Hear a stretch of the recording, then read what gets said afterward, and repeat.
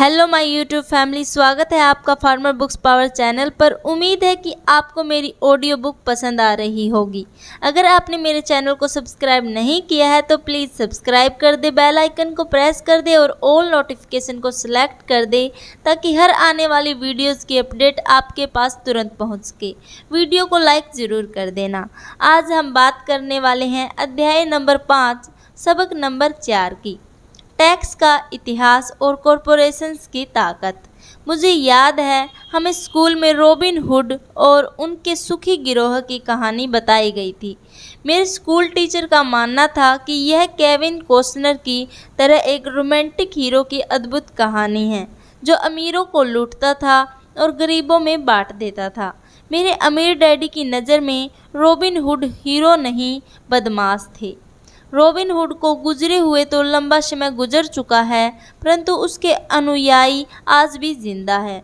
कितनी बार मैंने लोगों को यह कहते सुना है, इसके लिए अमीर लोग पैसा क्यों नहीं देते, या अमीरों को और ज़्यादा टैक्स देना चाहिए और उसे गरीबों में बांट देना चाहिए। रॉबिन हुड का यह विचार कि अमीरों से लेकर गरीबों में बांट दिया जाए, गरीब और मध्य वर्ग के लोगों के लिए सर्वाधिक कष्ट का कारण है। इसी रॉबिन हुड आदर्श के कारण मध्य वर्ग पर टैक्स का इतना भारी बोझ लदा हुआ है। सच्चाई तो यह है कि अमीरों पर टैक्स लगता ही नहीं। गरीबों की भलाई के लिए जो पैसा लगता है वह मध्य वर्ग से आता है, खासकर शिक्षित और ऊंची आमदनी वाले मध्य वर्ग से। टैक्स के बारे में पूरी तरह से समझने के लिए हमें इसकी ऐतिहासिक पृष्ठभूमि को समझने की ज़रूरत है। हमें टैक्स के इतिहास को जानने की ज़रूरत है। हालांकि मेरे पढ़े लिखे डैडी शिक्षा के इतिहास पर कमाल का ज्ञान रखते थे, परंतु मेरे अमीर डैडी टैक्स के इतिहास के विशेषज्ञ थे। मेरे अमीर डैडी ने माइक और मुझे यह समझाया कि इंग्लैंड और अमेरिका में पहले कोई टैक्स नहीं लगते थे। कभी कभार युद्ध का खर्च जुटाने के लिए कुछ समय के लिए टैक्स जरूर लगा करते थे। राजा या राष्ट्रपति मुँह से कह भर देते थे और हर आदमी उसकी कही बात मानकर अपना सहयोग देता था। ब्रिटेन में 1799 से 1816 से बीच नेपोलियन से युद्ध के समय टैक्स लगाया गया था और अमेरिका में 1861 से 1865 के बीच हुए सिविल वॉर के खर्च को जुटाने के लिए टैक्स लगाया गया था।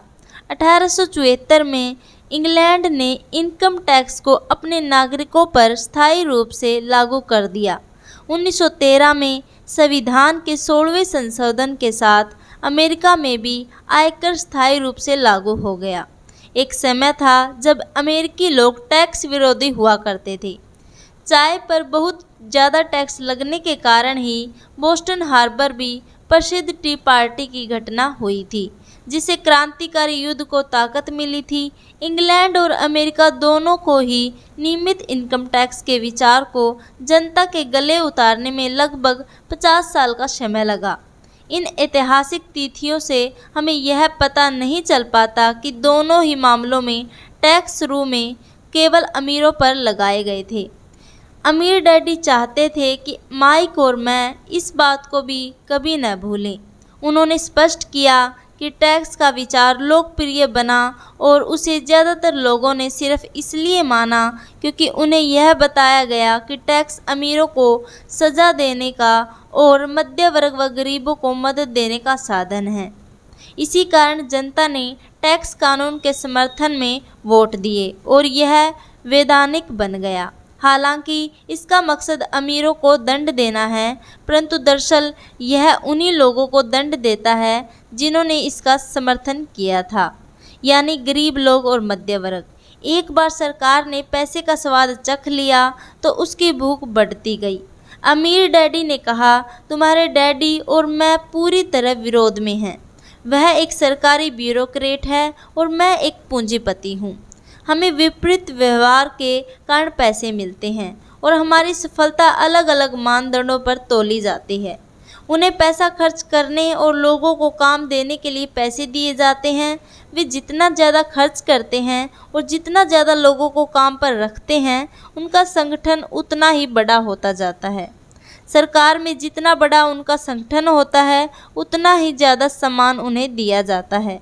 दूसरी तरफ मेरे संगठन में मैं जितने कम लोगों को रखूं या जितना कम पैसा खर्च करूं, मेरे निवेशक मेरा उतना ही ज़्यादा सम्मान करते हैं। इसलिए मैं सरकारी आदमियों को पसंद नहीं करता। उनके लक्ष्य बिजनेस के ज़्यादातर लोगों से हटकर होते हैं। जैसे जैसे सरकार के कर्मचारी बढ़ते हैं, उन्हें तनख्वाह देने के लिए उतने ही ज़्यादा टैक्स की ज़रूरत होती है। मेरे पढ़े लिखे डैडी इस बात में भरोसा करते थे कि सरकार को लोगों की मदद करनी चाहिए।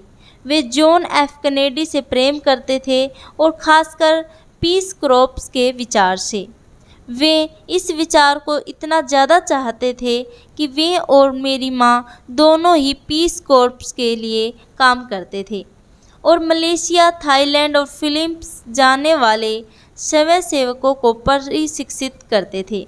वे हमेशा अतिरिक्त अनुदानों और बजट में बढ़ोतरी की कोशिश करते थे ताकि वे ज़्यादा लोगों को भर्ती कर सकें।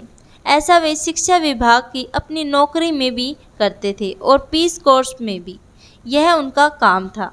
जब मैं 10 साल का था तब से मैं अपने अमीर डैडी से यह सुनता आया हूँ कि सरकारी नौकरी कर्मचारी आलसी चोरों का गिरोह है, और मेरे गरीब डैडी से मैं यह सुनता हूँ कि अमीर लोग लालची और बदमाश होते हैं जिनसे सरकार को ज़्यादा टैक्स लेना चाहिए। दोनों ही विचारों के पक्ष में तर्क दिए जा सकते हैं। मेरे लिए यह बहुत मुश्किल था क्योंकि एक तरफ तो मैं शहर के सबसे बड़े उद्योगपतियों में से एक के लिए काम करता था और दूसरी तरफ जब मैं घर आता था तो वहाँ मेरे डैडी होते थे जो एक नामी सरकारी नेता थे। यह तय करना आसान नहीं था कि कौन सही बोल रहा है और किसकी बात पर मुझे भरोसा करना चाहिए। परंतु जब आप टैक्स के इतिहास का अध्ययन करते हैं तो एक दिलचस्प पहलू सामने आता है। जैसे मैंने कहा कि टैक्स का लागू होना सिर्फ इसलिए संभव है क्योंकि जनता रॉबिन हुड के अर्थशास्त्रीय सिद्धांत में भरोसा करती थी, जिसमें अमीरों से लेकर बाकी सब में बांट दिया जाता है। समस्या यह थी कि सरकार की पैसे की भूख इतनी बढ़ गई है कि जल्द ही मध्य वर्ग पर भी टैक्स लगाने की नौबत आ गई और वहां से धीरे धीरे टैक्स का बोझ नीचे की तरफ आता गया। दूसरी तरफ अमीरों ने इसे एक मौके की तरह देखा। वे उन्हीं नियमों से नहीं खेलते जिनसे जनता खेलती है। जैसा मैंने बताया, अमीर पहले ही कॉरपोरेशंस के बारे में जानते थे जो पानी के जहाज़ों के दिनों में लोकप्रिय हुए थे। अमीरों ने हर समुद्री यात्रा की संपत्ति के जोखिम को सीमित करने के लिए कॉरपोरेशन का उपयोग किया। अमीर लोग हर समुद्री यात्रा के लिए पैसा जुटाने के लिए कॉरपोरेशंस में अपना पैसा डालते थे। फिर यह कॉरपोरेशंस न्यू वर्ल्ड में खजाने की खोज के लिए नाविकों को भर्ती करता था। अगर जहाज़ डूब जाता था तो नाविकों की जान जाती थी, परंतु अमीर लोगों को सिर्फ इतना ही नुकसान होता था कि उनका वह पैसा डूब जाता था जो उन्होंने उस समुद्री यात्रा के लिए दिया था। आगे आने वाला चित्र दर्शाता है कि किस तरह कॉरपोरेट स्ट्रक्चर आपकी इनकम स्टेटमेंट और बैलेंस शीट के बाहर बैठता है। अमीर लोग किस तरह खेल को खेलते हैं। कॉरपोरेशन के कानूनी ढांचे की ताकत के ज्ञान से अमीरों को गरीबों और मध्य वर्ग की तुलना में बहुत ज़्यादा फ़ायदा मिलता है। मुझे 2 डैडियों ने शिक्षा दी थी, जिनमें से एक समाजवादी और दूसरे पूंजीपति। मुझे जल्द ही यह महसूस हुआ कि पूंजीपति में पैसे की ज़्यादा समझ है। मुझे ऐसा लगा कि पैसे की नासमझी के कारण समाजवादी आखिरकार खुद को ही सजा देते हैं। अमीरों से वसूलों का नारा लगाने वाली भीड़ चाहे जितना जोर लगा ले, अमीर लोग उनसे जीतने का रास्ता हमेशा ढूंढ निकालते हैं। इसी कारण टैक्स आखिरकार मध्य वर्ग पर लगे।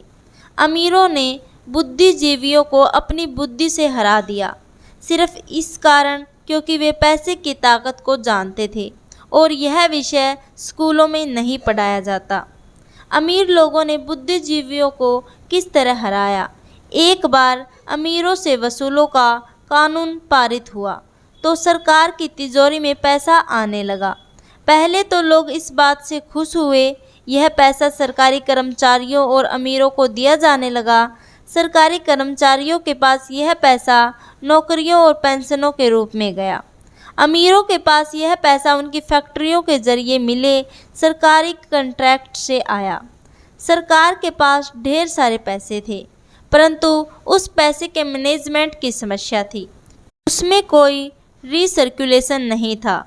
दूसरे शब्दों में, सरकारी नीति में अगर आप एक सरकारी ब्यूरोक्रेट हैं तो आप पैसा बचाना पसंद नहीं करते। अगर आप अपने लिए आवंटित फंड को खर्च नहीं कर पाते हैं तो आपको अगले बजट में उतनी राशि नहीं मिलेगी और निश्चित रूप से आपको योग्य तो माना नहीं जाएगा। दूसरी तरफ बिजनेस में पैसे बचाने के लिए इनाम मिलता है और ऐसा करने पर आपको काबिल माना जाता है। जब बढ़ते हुए सरकारी खर्चों का यह चक्कर चलता रहा तो पैसे की मांग बढ़ी और अमीरों से टैक्स वसूलों के विचार में अब कम अमीर लोगों को भी शामिल कर लिया गया और इस तरह सरकार इतनी नीचे आ गई कि वे गरीब और मध्य वर्गीय लोग भी टैक्स के दायरे में आ गए जिन्होंने इसके लिए वोट दिए थे। सच्चे पूंजीपतियों ने बचने का तरीका खोजने के लिए अपनी पैसे की समझ का प्रयोग किया। वे कॉरपोरेशंस की सुरक्षा में चले गए। कॉरपोरेशंस अमीर लोगों को सुरक्षा देता है, परंतु कई लोग जिन्होंने कभी कॉरपोरेशन नहीं बनाया यह नहीं जानते कि कॉरपोरेशन जैसी कोई चीज़ नहीं होती। कॉरपोरेशन केवल एक फाइल का फोल्डर होता है जिसमें कुछ कानूनी दस्तावेज लगे होते हैं और जो राज्य सरकार की एजेंसी में दर्ज होकर किसी वकील के ऑफिस में रखा होता है। यह कोई बड़ी बिल्डिंग नहीं होती जिसके बारे में कॉरपोरेशन का नाम लिखा होता है। यह कोई फैक्ट्री या लोगों का समूह नहीं होता। कॉरपोरेशन केवल एक कानूनी दस्तावेज है जो एक ऐसी कानूनी देह बना देता है जिसकी कोई आत्मा नहीं होती। अमीरों की संपत्ति एक बार फिर सुरक्षित हो गई। एक बार फिर कॉरपोरेशंस का प्रयोग लोकप्रिय हो गया। यह स्थायी इनकम टैक्स कानूनों के पारित होने के बाद हुआ, क्योंकि कॉरपोरेशंस के लिए इनकम टैक्स की दर व्यक्तिगत इनकम टैक्स की दर से कम थी। इसके अलावा, जैसा पहले बताया जा चुका है, कॉरपोरेशंस द्वारा कुछ खर्च टैक्स चुकाने से पहले किए जा सकते हैं। अमीरों और गरीबों के बीच यह लड़ाई सदियों से चली आ रही है। अमीरों से वसूलो का नारा लगाने वाली भीड़ अमीरों के हमेशा खिलाफ रही है।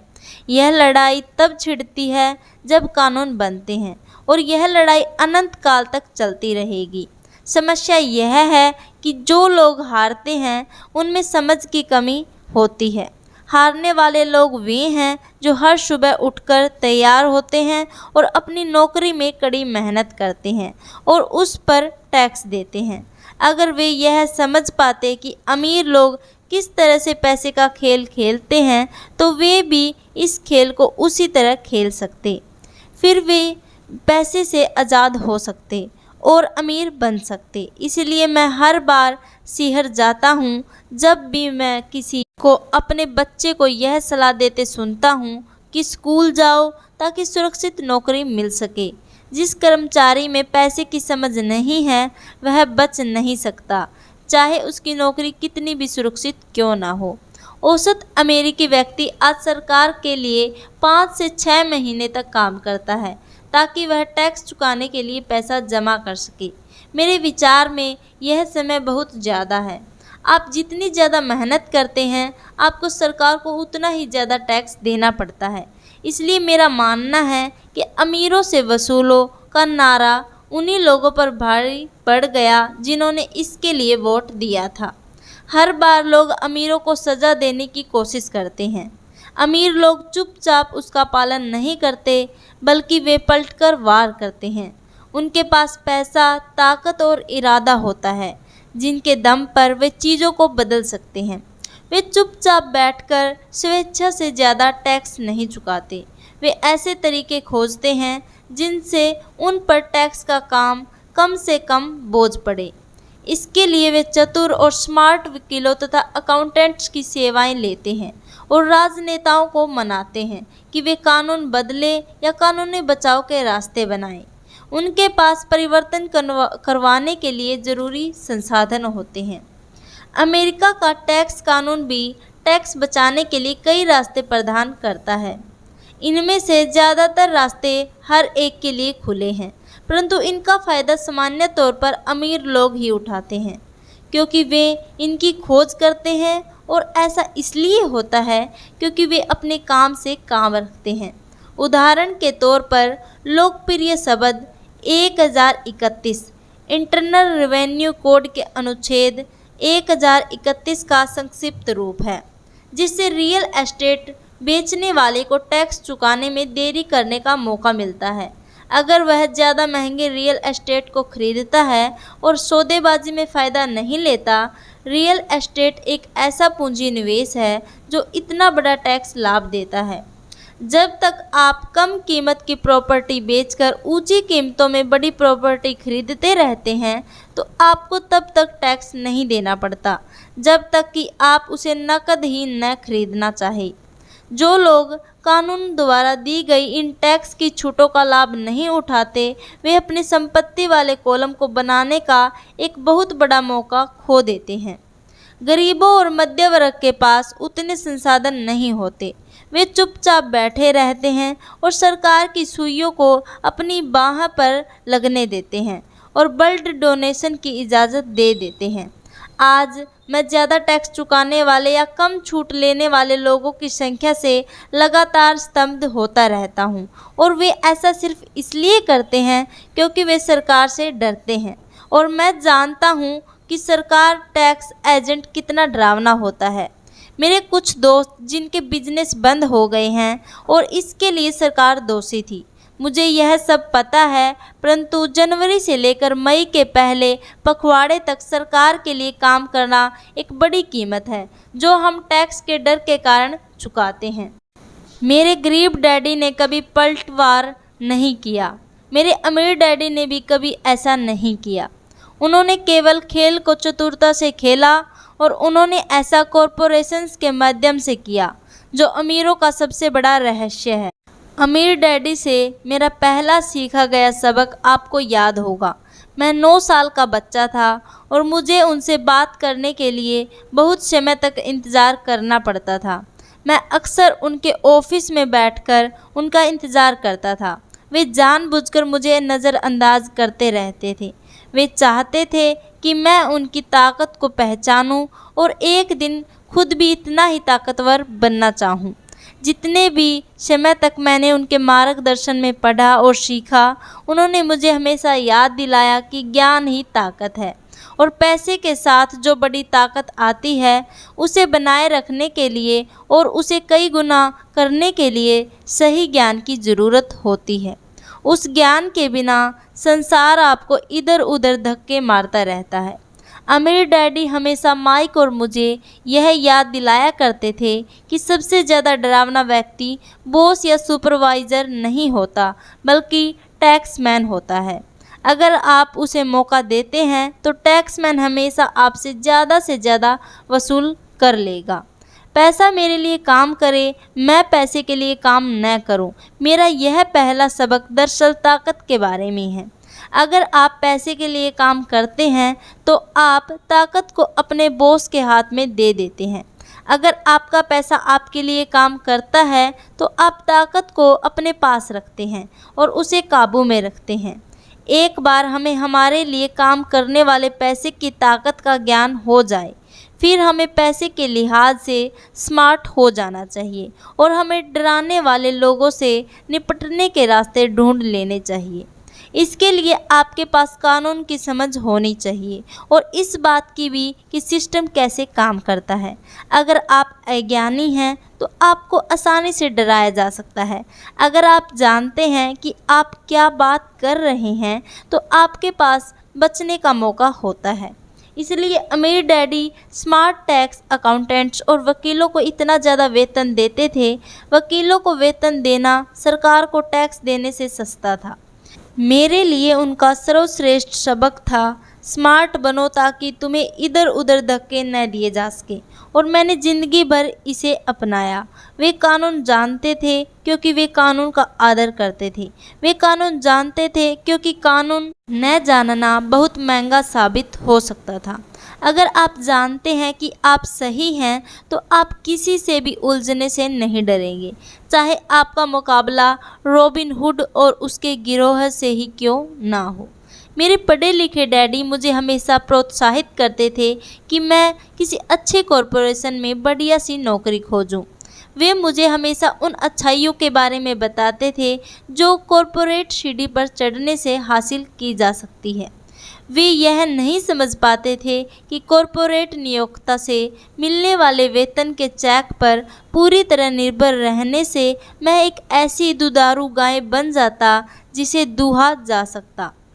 जब मैंने अपने अमीर डैडी को अपने डैडी की सलाह बताई तो वे केवल हंसे। उन्होंने सिर्फ यही कहा, सीढ़ी का मालिक ही क्यों न बना जाए। बचपन में मुझे यह समझ में नहीं आया था कि अपनी कॉरपोरेशन के मालिक होने से अमीर डैडी का क्या मतलब था। यह एक ऐसा विचार था जो असंभव और डरावना लग रहा था। हालांकि मैं इस विचार से रोमांचित था, परंतु मेरी कम उम्र में मैं इस संभावना पर विचार ही नहीं कर पा रहा था कि वयस्क लोग किसी दिन मेरी कंपनी में काम करेंगे। मुद्दे की बात यह है कि अगर अमीर डैडी नहीं होते तो मैं अपने पढ़े लिखे डैडी की सलाह का पालन कर रहा होता। मेरे अमीर डैडी के बार बार याद दिलाने के कारण ही मेरे अपने कॉरपोरेशन का विचार जीवित रहा और यह मुझे एक अलग राह पर चलाता रहा। जब मैं 15 या 16 साल का था तो मैं जानता था कि मैं उस राह पर नहीं चलने वाला जो मेरे पढ़े लिखे डैडी ने बताई है। मैं नहीं जानता था कि मैं ऐसा किस तरह करूँगा, परंतु मैंने दृढ़ निश्चय कर लिया था कि मैं भीड़ के साथ नहीं चलूँगा और उस दिशा में नहीं जाऊँगा जिस तरफ मेरे सहपाठी जा रहे थे। इस फैसले ने मेरी ज़िंदगी बदल दी। जब तक मैं 25 साल का हुआ तब तक मेरे अमीर डैडी की सलाह मुझे पूरी तरह समझ में नहीं आई थी। मैंने हाल ही में मरीन क्रॉप्स छोड़ी थी और मैं जोरोक्स के लिए काम कर रहा था। मुझे बहुत पैसा मिल रहा था, परंतु हर बार जब भी मैं अपनी तनख्वाह के चेक को देखता तो मुझे हमेशा निराशा होती थी। कटौतियाँ उतनी ही ज़्यादा होती थी। जब मैं ज़्यादा सफल होने लगा तो मेरे वरिष्ठ बॉस मेरे प्रमोशन और तनख्वाह बढ़ाने की बातें करने लगे। यह सुनने में अच्छा लगता था, परंतु मैं अपने कानों में अपने अमीर डैडी की यह आवाज़ भी सुन सकता था, तुम किसके लिए काम कर रहे हो, तुम किसे अमीर बना रहे हो। 1974 में ज़ेरॉक्स के कर्मचारी के रूप में ही मैंने अपना पहला कॉरपोरेशन बनाया और अपने काम से काम रखना शुरू कर दिया। पहले से ही मेरे संपत्ति वाले कॉलम में कुछ संपत्तियां मौजूद थी, परंतु अब मैंने ठान लिया था कि उन्हें ज़्यादा बढ़ाया जाए। कटौतियों वाली तनख्वाह को देख देख कर मुझे अमीर डैडी की सलाह में समझदारी दिखने लगी थी। अगर मैं अपने पढ़े लिखे डैडी की सलाह पर चलता तो मुझे अपना भविष्य साफ नज़र आ रहा था। कई नियोक्ता यह अनुभव करते हैं कि अगर कर्मचारी अपने काम से काम रखे तो यह उनके बिजनेस के लिए बुरा होता है। मुझे विश्वास है कि ऐसा कुछ लोगों के साथ हो सकता है, परंतु मेरे साथ ऐसा नहीं था। एक बार मैंने अपने काम से काम रखने की ठान ली और अपनी संपत्तियां बढ़ाना शुरू कर दिया तो मैं एक बेहतर कर्मचारी बन गया। मेरे पास अब एक लक्ष्य था। मैं सुबह जल्दी आ जाता था और मेहनत से काम करता था और इस तरह ज़्यादा से ज़्यादा पैसा कमाता था ताकि मैं उसे रियल एस्टेट में निवेश कर सकूं। हवाई में उस समय कीमतें तेज़ी से बढ़ रही थी और वहां किस्मत चमकाई जा सकती थी। जितना ही ज़्यादा मुझे यह लगा कि वहाँ निवेश की संभावनाएं हैं, उतनी ही ज़्यादा ज़ेरॉक्स मशीनें मैंने बेची। मैंने जितनी ज़्यादा मशीनें बेची, मुझे उतना ही ज़्यादा पैसा मिल रहा और हाँ, मेरी तनख्वाह के चेक से उतनी ही ज़्यादा कटौतियाँ हुई। यह प्रेरणादायक था।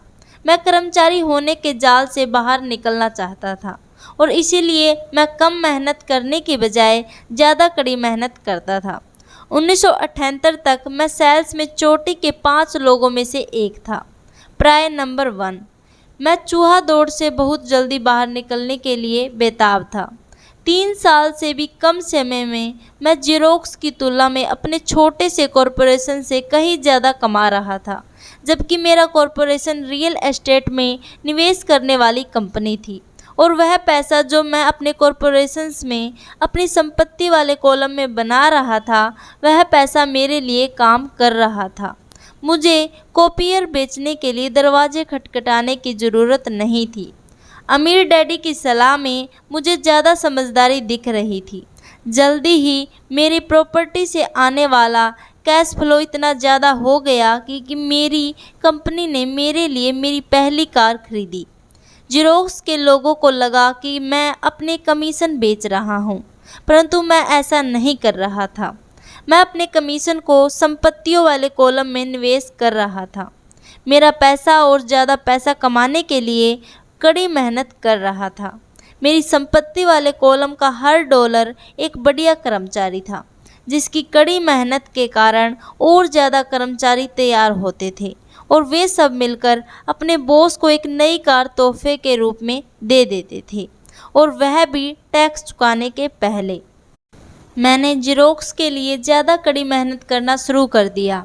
मेरी योजना सही तरह से चल रही थी और मेरी कार इसका जीता जागता सबूत थी। अपने अमीर डैडी से सीखे गए सबक के कारण मैं उस चूहा दौड़ के मिथक से बाहर निकलने में सफल हो सका था और कम उम्र में ही एक नियोक्ता बन गया था। यह पैसे की समझ से ही संभव हुआ था। इस वित्तीय ज्ञान के बिना, जिसे मैं फाइनेंशियल IQ कहूँगा, आर्थिक स्वतंत्रता की मेरी राह में बहुत ज़्यादा मुश्किलें आई होती। अब मैं फाइनेंशियल सेमिनारों में दूसरों को इस आशा के साथ सिखाता ताकि मैं उनके साथ अपना ज्ञान बांट सकूं। जब भी मैं लेक्चर देता हूं तो मैं लोगों को यह याद दिलाता हूं कि फाइनेंशियल IQ विशेषज्ञता के 4 बड़े क्षेत्रों से आने वाले ज्ञान से बनता है। नंबर 1, अकाउंटिंग, जिसे मैं फाइनेंशियल साक्षरता कहता हूं। अगर आप साम्राज्य बनाना चाहते हैं तो यह बहुत महत्वपूर्ण दक्षता है। आप जितने ज़्यादा धन के लिए जिम्मेदार होंगे, उतनी ही ज़्यादा सक्षमता की ज़रूरत होगी, नहीं तो आपका साम्राज्य ताश के पत्तों के महल की तरह ढह जाएगा। यह बाएं मस्तिष्क का पहलू है जिसमें वर्णन या सूक्ष्मता जरूरी है। फाइनेंशियल साक्षरता यह योग्यता है जिसके सहारे फाइनेंशियल स्टेटमेंट्स को पढ़ा और समझा जा सकता है। इस योग्यता से आप किसी भी व्यवसाय की कमजोरियों और मजबूतियों को पहचान सकते हैं। नंबर 2, निवेश, जिसे मैं पैसे से पैसे बनाने का विज्ञान कहता हूँ। इसमें तकनीकों, रणनीतियों और फार्मूलों की ज़रूरत होती है। यह मस्तिष्क का दायां पहलू है, यानी रचनात्मक पहलू। नंबर 3, बाजार की समझ, मांग और पूर्ति का विज्ञान। बाजार के तकनीकी पहलुओं को जानने की ज़रूरत है जो कि भावनाओं द्वारा संचालित होते हैं। 1996 में क्रिसमस के दौरान टिकल मी एमलो डोल का प्रकरण भी तकनीकी या भावनाओं द्वारा संचालित बाजार का उदाहरण है। बाजार का दूसरा तत्व निवेश की मूलभूत या आर्थिक समझ है।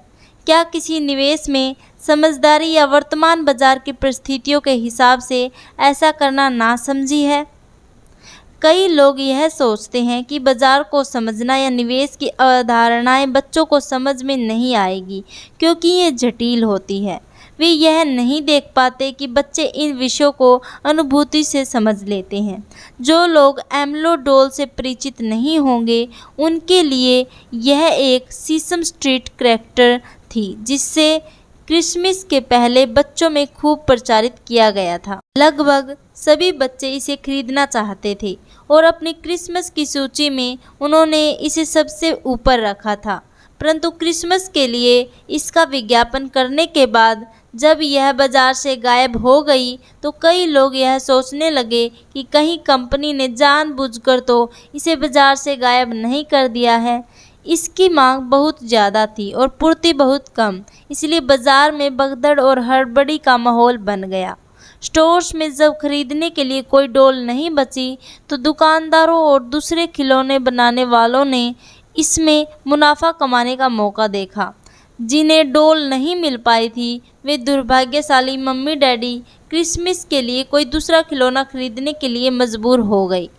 टिकल मी एमलो डॉल की अविश्वसनीय लोकप्रियता मेरी समझ में नहीं आई, परंतु यह मांग और पूर्ति के अर्थशास्त्र का बढ़िया उदाहरण है। यही बात स्टॉक, बॉन्ड, रियल एस्टेट और बेसबॉल कार्ड बाजारों पर लागू थी। नंबर 4 है कानून। उदाहरण के तौर पर अकाउंटिंग, निवेश और बाजारों की तकनीकी दक्षताओं के सहारे कॉरपोरेशन का प्रयोग विस्फोटक वृद्धि प्रदान कर सकता है। कोई भी आदमी जिसे कॉरपोरेशन द्वारा दिए जाने वाले टैक्स फायदों और सुरक्षा का ज्ञान हो, वह बहुत ज़्यादा तेज़ी से तरक्की कर सकता है और अमीर बन सकता है, जो किसी कर्मचारी या छोटे बिजनेस के मालिक के लिए संभव नहीं है। इसमें उतना ही अंतर है जितना पैदल चलने वाले और उड़ने वाले में होता है। यह अंतर बहुत ज़्यादा होता है जब हम इसे दीर्घकालीन संपत्ति के संदर्भ में देखते हैं। टैक्स लाभ। एक कॉरपोरेशन कई ऐसी चीज़ें कर सकता है जो एक आदमी नहीं कर सकता, जैसे कि यह टैक्स देने के पहले खर्च कर सकता है। यह विशेषज्ञता का एक ऐसा क्षेत्र है जो बहुत रोमांचक है, परंतु इसमें अंदर घुसना तब तक जरूरी नहीं है जब तक कि आपका बिजनेस या संपत्ति बहुत बड़ा न हो। कर्मचारी कमाते हैं और टैक्स चुकाते हैं और फिर जो बचता है उससे अपना खर्च चलाते हैं। एक कॉरपोरेशन कमाता है, जितना खर्च कर सकता है करता है और फिर बची हुई रकम पर टैक्स चुकाता है। यह अमीरों द्वारा इस्तेमाल किए जाने वाला सबसे बड़ा कानूनी बचाव का रास्ता है।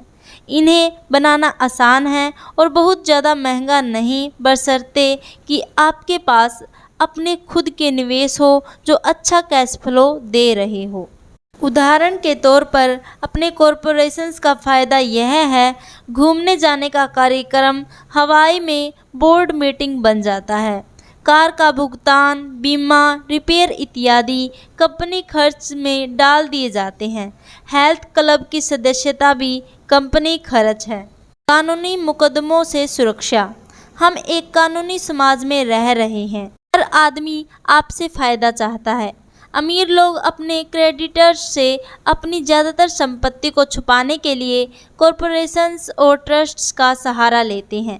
जब भी कोई किसी अमीर आदमी पर दावा ठोकता है तो उसे यह पता चलता है कि वह कानूनी कवच से घिरा हुआ है और दरअसल उस अमीर आदमी के पास कोई संपत्ति है ही नहीं।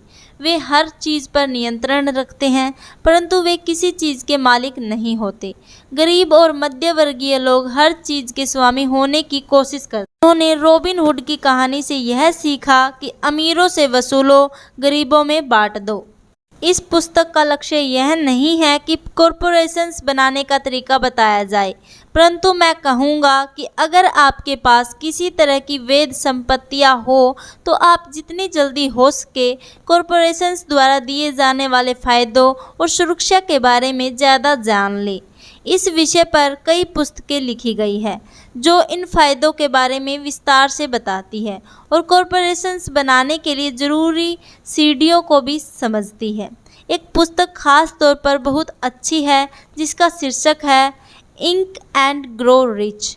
फाइनेंशियल आईक्यू दरअसल कई कुशलताओं और गुणों का मेल है। मैं तो यही कहूँगा कि यह ऊपर बताई गई 4 तकनीकी दक्षताओं का समन्वय है जो मूलभूत फाइनेंशियल ज्ञान का आधार है। अगर आप बहुत ज़्यादा पैसा कमाना चाहते हैं तो इन दक्षताओं के समन्वय से आपका फाइनेंशियल ज्ञान बहुत ज़्यादा बढ़ जाएगा। संक्षेप में, कॉरपोरेशंस के मालिक अमीर लोग कमाते हैं, खर्च करते हैं, टैक्स चुकाते हैं।